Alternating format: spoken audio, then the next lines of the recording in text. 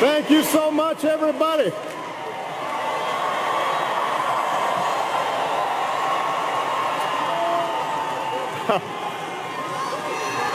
I love you back.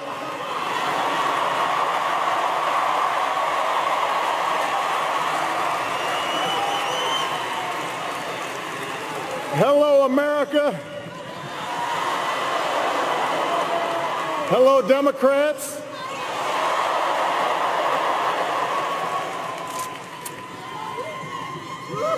So, 12 years ago tonight, I addressed this convention for the very first time. You met my two little girls, Malia and Sasha, now two amazing young women who just fill me with pride. You fell for my brilliant wife and partner, Michelle,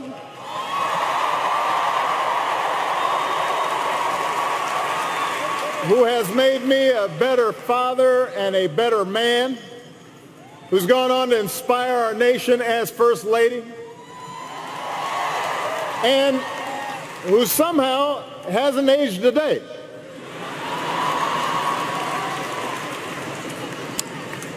I know, the same cannot be said for me. My girls remind me all the time, wow, you've changed so much, Daddy. And then they try to clean it up. Yeah. Not bad, just more mature. and it's true. I was so young that first time in Boston. And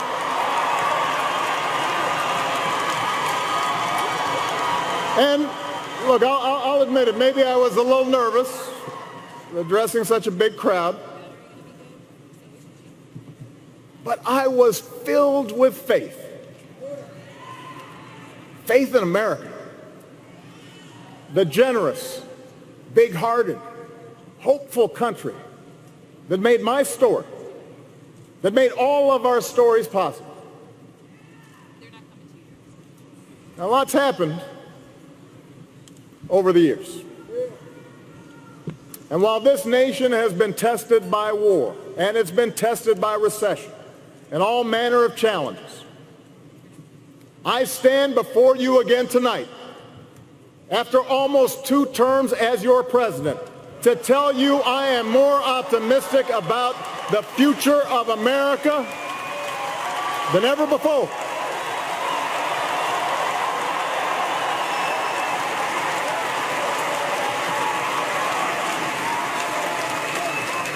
How could I not be? After all that we've achieved together. After the worst recession in 80 years, we fought our way back. We've seen deficits come down, 401ks recover, an auto industry set new records, unemployment reach 8-year lows, and our businesses create 15 million new jobs. After a century of trying, we declared that health care in America is not a privilege for a few. It is a right for everybody.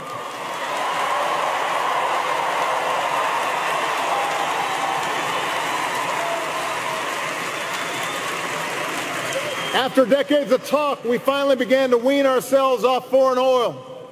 We doubled our production of clean energy. We brought more of our troops home to their families. And we delivered justice to Osama bin Laden.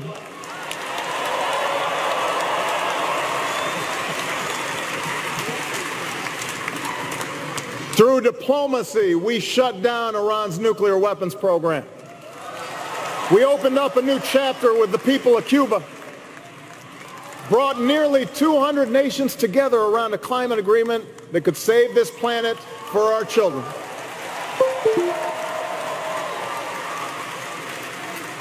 We put policies in place to help students with loans, protect consumers from fraud, cut veterans' homelessness almost in half. And through countless acts of quiet courage, America learned that love has no limits and marriage equality is now a reality across the land.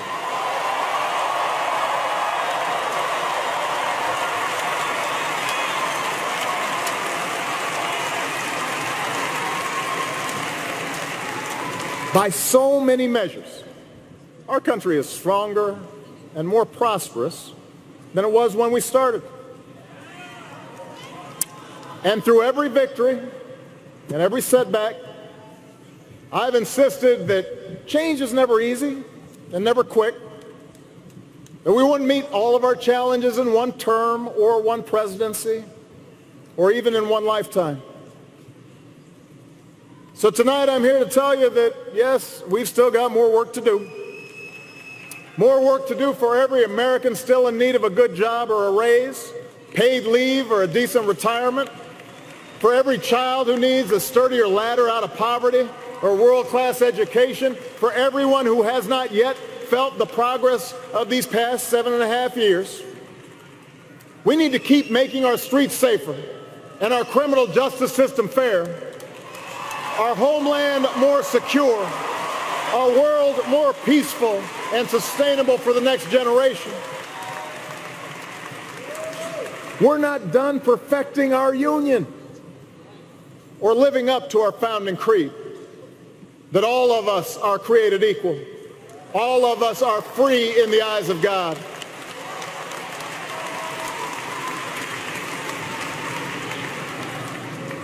And that work involves a big choice this November.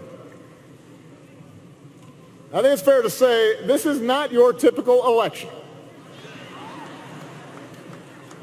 It's not just a choice between parties or policies, the usual debates between left and right.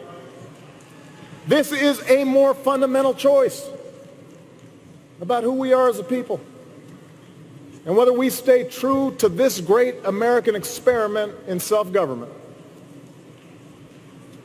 Look, we Democrats have always had plenty of differences with the Republican Party. And there's nothing wrong with that. It's precisely this contest of ideas that pushes our country forward.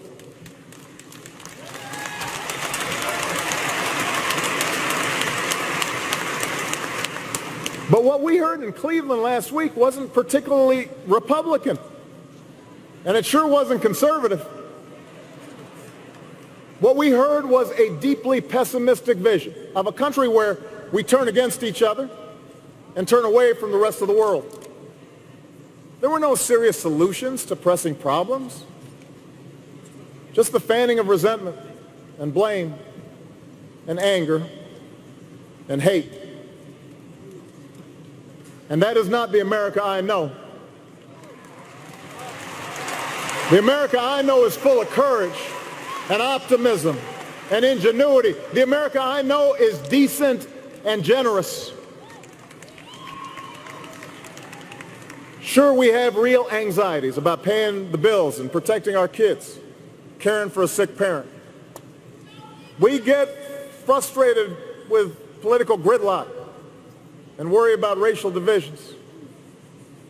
We are shocked and saddened by the madness of Orlando or Nice. There are pockets of America that never recovered from factory closures. Men who took pride in hard work and providing for their families who now feel forgotten. Parents who wonder whether their kids will have the same opportunities that we had. All of that is real. We are challenged to do better, to be better. But as I've traveled this country, through all 50 states, as I've rejoiced with you and mourned with you, what I have also seen more than anything is what is right with America. I see people working hard and starting businesses. I see people teaching kids and serving our country. I see engineers inventing stuff, doctors coming up with new cures. I see a younger generation full of energy and new ideas, not constrained by what is, ready to seize what ought to be.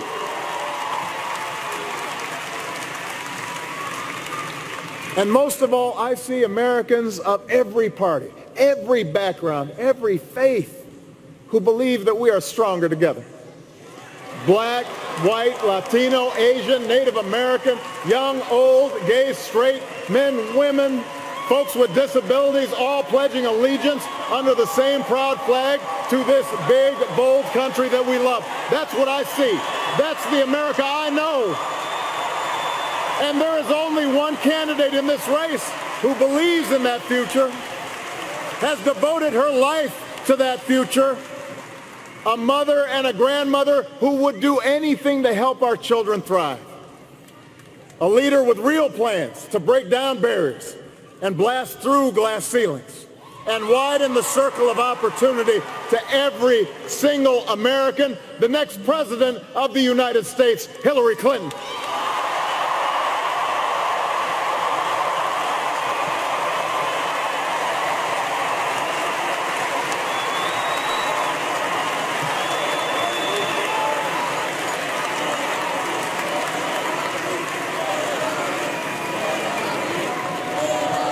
Now, 8 years ago,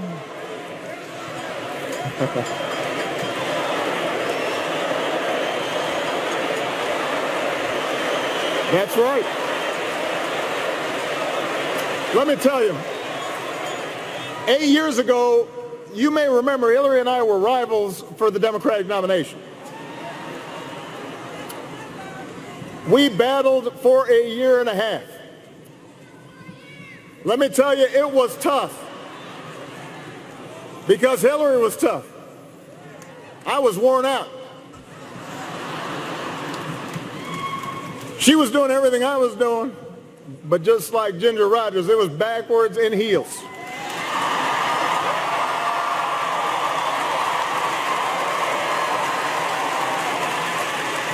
And every time I thought I might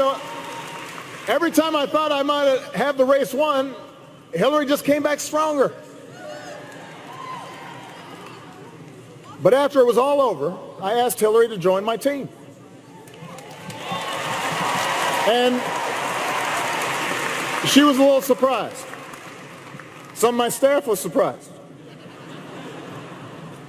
But ultimately, she said yes, because she knew that what was at stake was bigger than either of us. And for 4 years, I had a front row seat to her intelligence, her judgment, and her discipline. I came to realize that her unbelievable work ethic wasn't for praise, it wasn't for attention, that she was in this for everyone who needs a champion. I understood that after all these years, she has never forgotten just who she's fighting for. Hillary's still got the tenacity that she had as a young woman, working at the Children's Defense Fund, going door to door to ultimately make sure kids with disabilities could get a quality education. She's still got the heart she showed as our First Lady, working with Congress to help push through a children's health insurance program that to this day protects millions of kids. She's still seared with the memory of every American she met who lost loved ones on 9/11, which is why, as a senator from New York, she fought so hard for funding to help first responders, to help the city rebuild. Why, as Secretary of State, she sat with me in the Situation Room and forcefully argued in favor of the mission that took out bin Laden.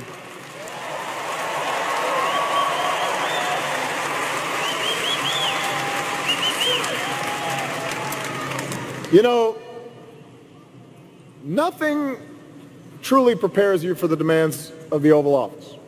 You can read about it, you can study it, but until you've sat at that desk, you don't know what it's like to manage a global crisis or send young people to war. But Hillary's been in the room. She's been part of those decisions. She knows what's at stake in the decisions our government makes. What's at stake for the working family, for the senior citizen, for the small business owner, for the soldier, for the veteran. And even in the midst of crisis, she listens to people and she keeps her cool and she treats everybody with respect. And no matter how daunting the odds, no matter how much people try to knock her down, she never, ever quits.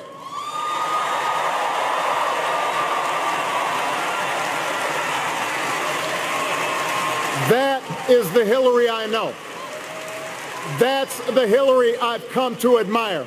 And that's why I can say with confidence, there has never been a man or a woman, not me, not Bill, nobody, more qualified than Hillary Clinton to serve as President of the United States of America.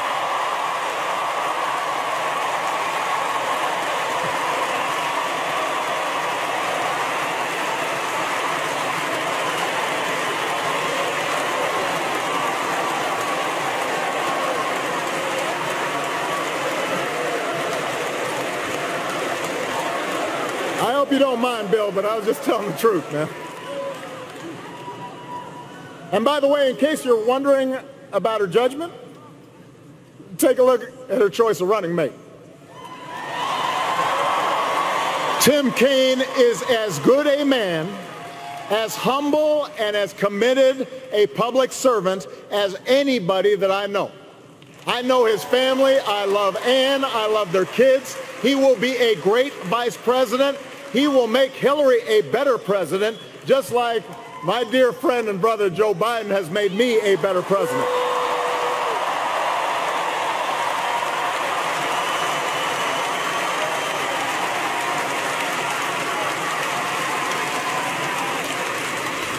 Now, Hillary has real plans to address the concerns she's heard from you on the campaign trail. She's got specific ideas to invest in new jobs, to help workers share in their company's profits, to help put kids in preschool and put students through college without taking on a ton of debt. That's what leaders do. And then there's Donald Trump. Don't boo, vote.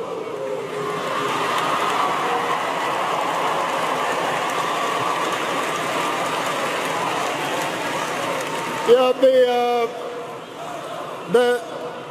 the Donald is not really a plans guy. He's not really a facts guy either.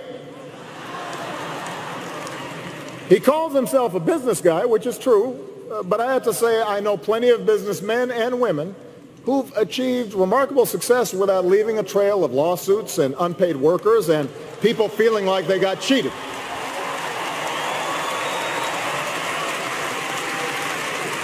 Does anyone really believe that a guy who spent his 70 years on this earth showing no regard for working people is suddenly going to be your champion, your voice? If so, you should vote for him. But if you're someone who's truly concerned about paying your bills, if you're really concerned about pocketbook issues and seeing the economy grow and creating more opportunity for everybody, then the choice isn't even close. If you want someone with a lifelong track record of fighting for higher wages and better benefits and a fairer tax code and a bigger voice for workers and stronger regulations on Wall Street, then you should vote for Hillary Clinton.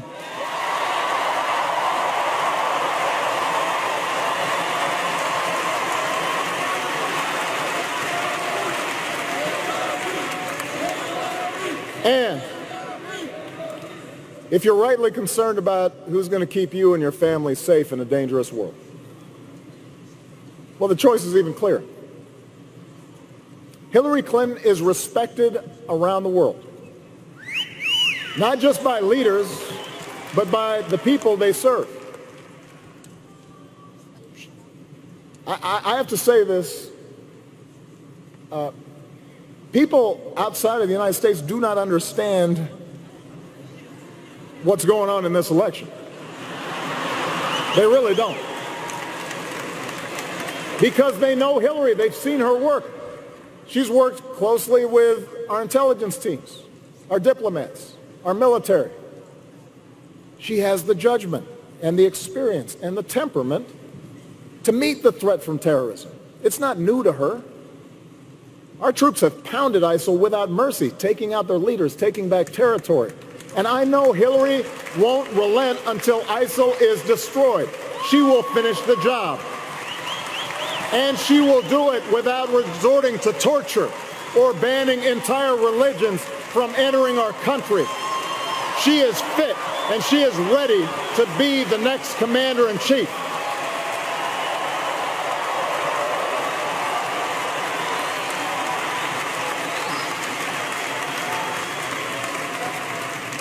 Meanwhile, Donald Trump calls our military a disaster. Apparently, he doesn't know the men and women who make up the strongest fighting force the world has ever known.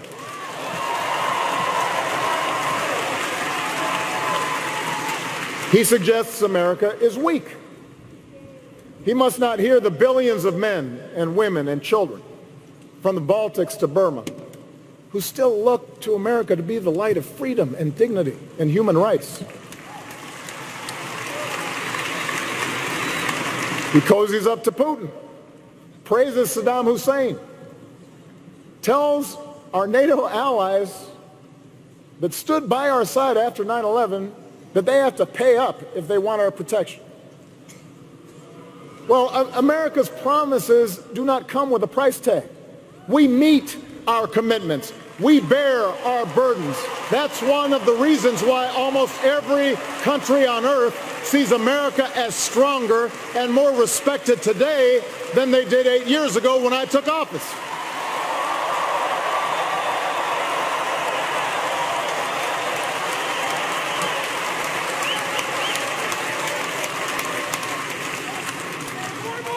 America is already great. America is already strong. And I promise you, our strength, our greatness, does not depend on Donald Trump. In fact, it doesn't depend on any one person. And that, in the end, may be the biggest difference in this election. The meaning of our democracy. Ronald Reagan called America a shining city on a hill. Donald Trump calls it a divided crime scene that only he can fix. It doesn't matter to him that illegal immigration and the crime rate are as low as they've been in decades, because he's not actually offering any real solutions to those issues. He's just offering slogans, and he's offering fear. He's betting that if he scares enough people, he might score just enough votes to win this election. And that's another bet that Donald Trump will lose. And the reason he'll lose it is because he's selling the American people short. We're not a fragile people. We're not a frightful people. Our power doesn't come from some self-declared savior promising that he alone can restore order as long as we do things his way. We don't look to be ruled. Our power comes from those immortal declarations first put to paper right here in Philadelphia all those years ago. We hold these truths to be self-evident, that all men are created equal, that we, the people, can form a more perfect union. That's who we are. That's our birthright, the capacity to shape our own destiny.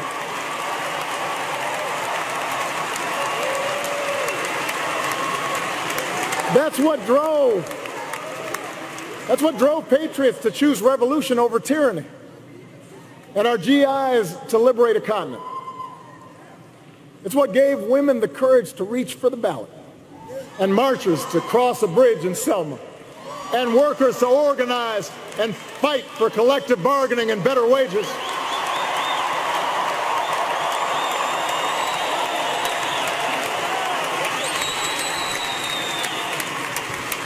America's never been about what one person says he'll do for us. It's about what can be achieved by us together through the hard and slow and sometimes frustrating, but ultimately enduring work of self-government. And that's what Hillary Clinton understands. She knows that this is a big, diverse country. She has seen it. She's traveled. She's talked to folks. And she understands that most issues are rarely black and white. She understands that even when you're 100% right, getting things done requires compromise. That democracy doesn't work if we constantly demonize each other. She knows that for progress to happen, we have to listen to each other and see ourselves in each other and fight for our principles, but also fight to find common ground, no matter how elusive that may sometimes seem. Hillary knows we can work through racial divides in this country when we realize the worry black parents feel when their son leaves the house isn't so different than what a brave cop's family feels when he puts on the blue and goes to work. That we can honor police and treat every community fairly. We can do that.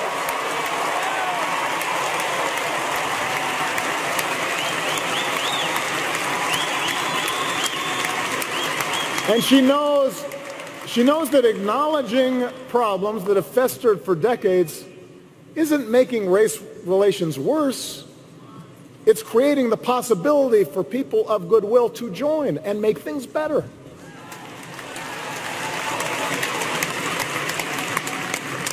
Hillary knows we can insist on a lawful and orderly immigration system while still seeing striving students and their toiling parents as loving families, not criminals or rapists.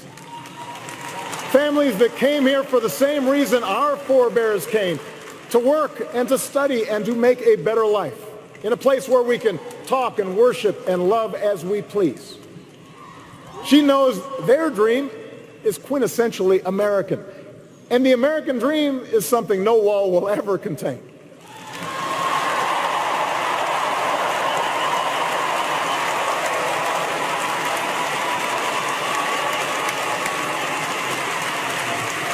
These are the things that Hillary knows. It can be frustrating, this business of democracy. Trust me, I know.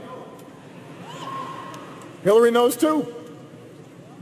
When the other side refuses to compromise, progress can stall. People are hurt by the inaction.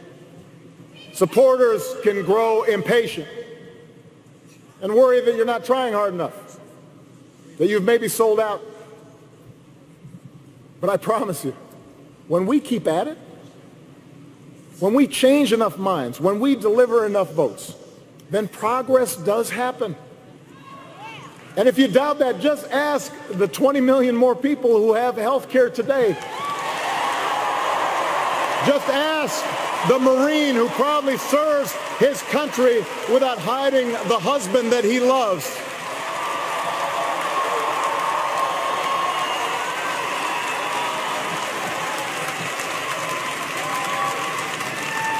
Democracy works, America, but we got to want it. Not just during an election year, but all the days in between.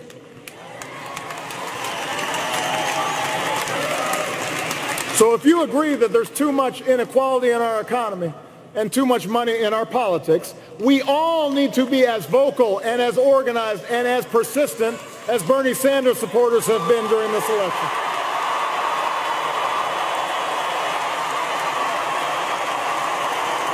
We all need to get out and vote for Democrats up and down the ticket and then hold them accountable until they get the job done.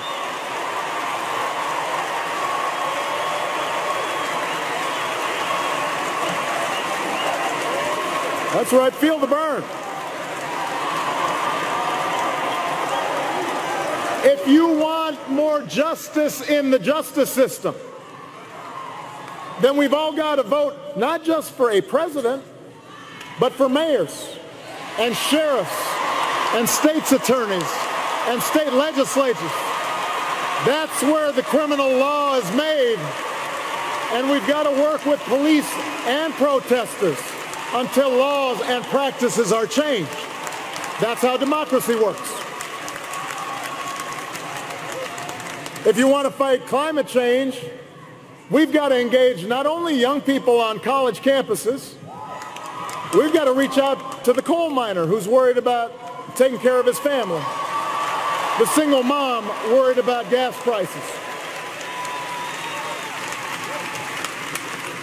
If you want to protect our kids and our cops from gun violence, we've got to get the vast majority of Americans, including gun owners who agree on things like background checks, to be just as vocal and just as determined as the gun lobby that blocks change through every funeral that we hold.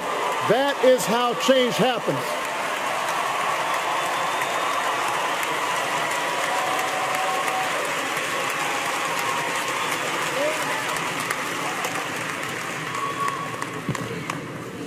Look,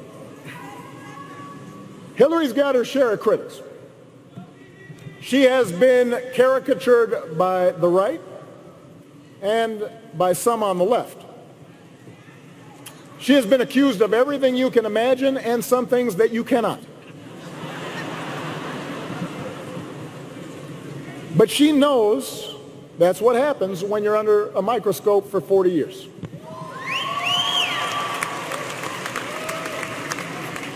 She knows that sometimes during those 40 years she's made mistakes, just like I have, just like we all do. That's what happens when we try. That's what happens when you're the kind of citizen Teddy Roosevelt once described. Not the timid souls who criticize from the sidelines, but someone who is actually in the arena, who strives valiantly, who errs, but who at the best knows in the end the triumph of high achievement. Hillary Clinton is that woman in the arena. She's been there for us, even if we haven't always noticed. And if you're serious about our democracy, you can't afford to stay home just because she might not align with you on every issue. You've got to get in the arena with her, because democracy isn't a spectator sport. America isn't about, yes, he will. It's about, yes, we can. And we're going to carry Hillary to victory this fall because that's what the moment demands.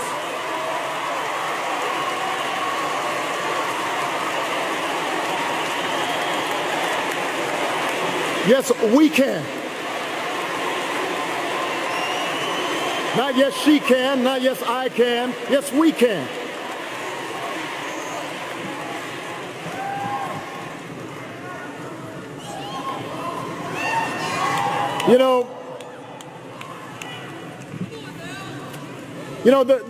There's been a lot of talk in this campaign about what America has lost. People who tell us that our way of life is being undermined by pernicious changes and dark forces beyond our control. They tell voters there's a real America out there that must be restored. This isn't an idea, by the way, that started with Donald Trump. It's been peddled by politicians for a long time, probably from the start of our republic. And it's gotten me thinking about the story I told you 12 years ago tonight about my Kansas grandparents and the things they taught me when I was growing up. See, my grandparents, they came from the heartland. Their ancestors began settling there about 200 years ago. I don't know if they had their birth certificates, but they were there.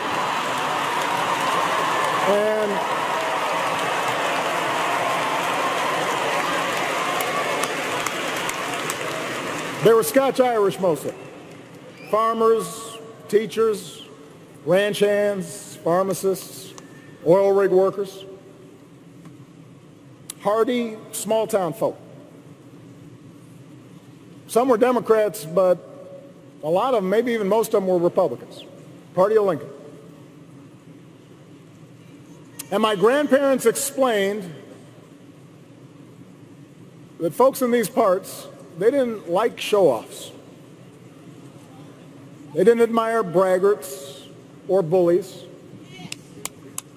They didn't respect mean-spiritedness or folks who were always looking for shortcuts in life. Instead, what they valued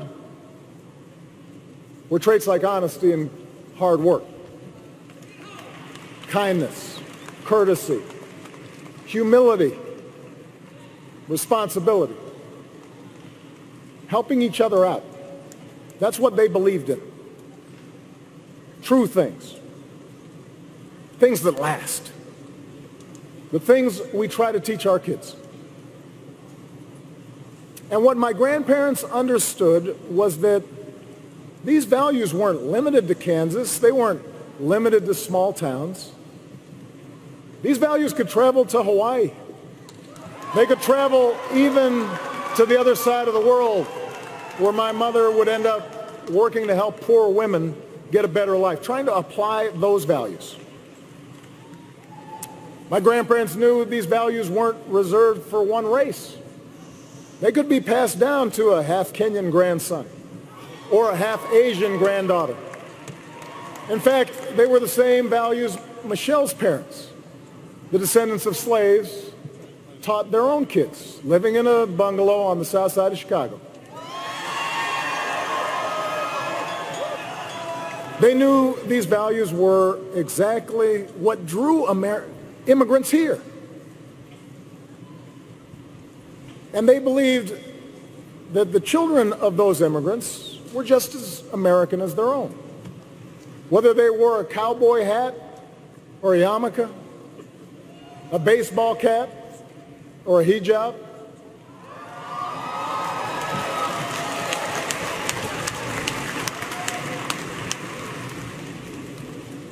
America has changed over the years. But these values that my grandparents taught me, they haven't gone anywhere. They're as strong as ever. Still cherished by people of every party, every race, every faith. They live on in each of us. What makes us American, what makes us patriots, is what's in here. That's what matters. And that's why we can take the food and music and holidays and styles of other countries and blend it into something uniquely our own. That's why we can attract strivers and entrepreneurs from around the globe to build new factories and create new industries here. That's why our military can look the way it does. Every shade of humanity forged into common service. That's why anyone who threatens our values, whether fascists or communists or jihadists or homegrown demagogues, will always fail in the end.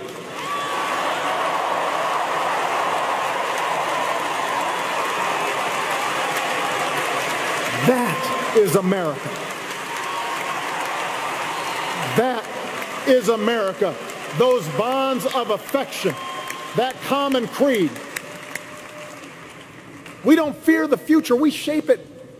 We embrace it as one people, stronger together than we are on our own. That's what Hillary Clinton understands. This fighter, this stateswoman, this mother and grandmother, this public servant, this patriot, that's the America she's fighting for.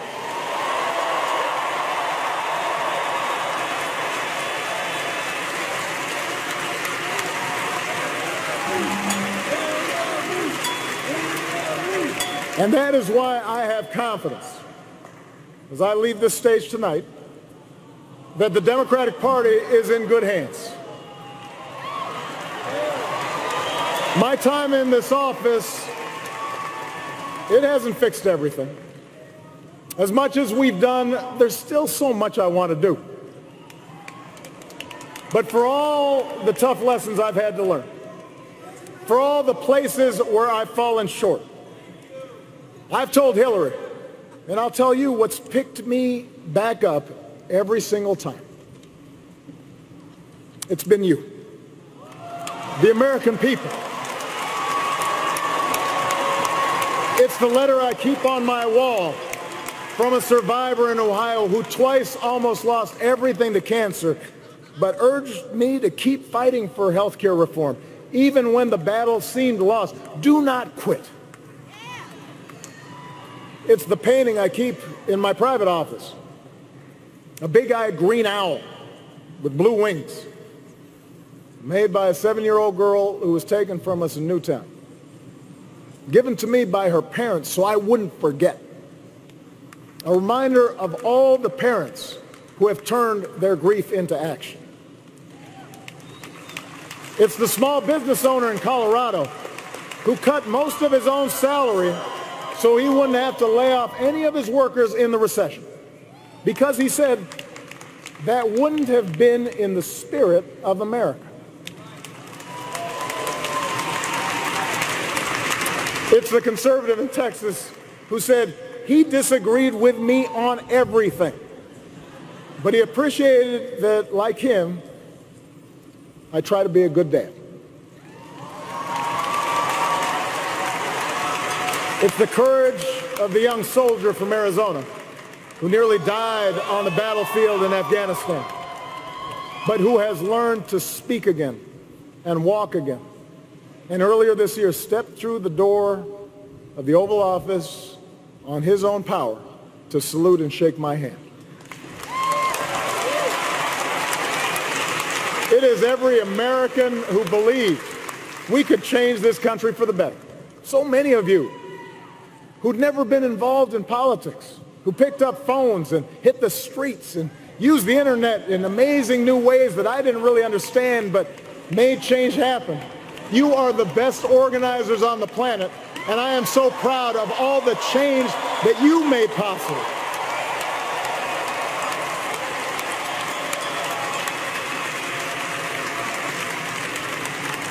Time and again, you've picked me up. And I hope sometimes I picked you up too. And tonight, I ask you to do for Hillary Clinton what you did for me. I ask you to carry her the same way you carried me, because you're who I was talking about 12 years ago when I talked about hope. It's been you who fueled my dogged faith in our future, even when the odds were great, even when the road is long. Hope in the face of difficulty, hope in the face of uncertainty, the audacity of hope. America, you've vindicated that hope these past 8 years. And now I'm ready to pass the baton and do my part as a private citizen. So this year, in this election, I'm asking you to join me to reject cynicism and reject fear, and to summon what is best in us to elect Hillary Clinton as the next president of the United States and show the world we still believe in the promise of this great nation. Thank you for this incredible journey. Let's keep it going.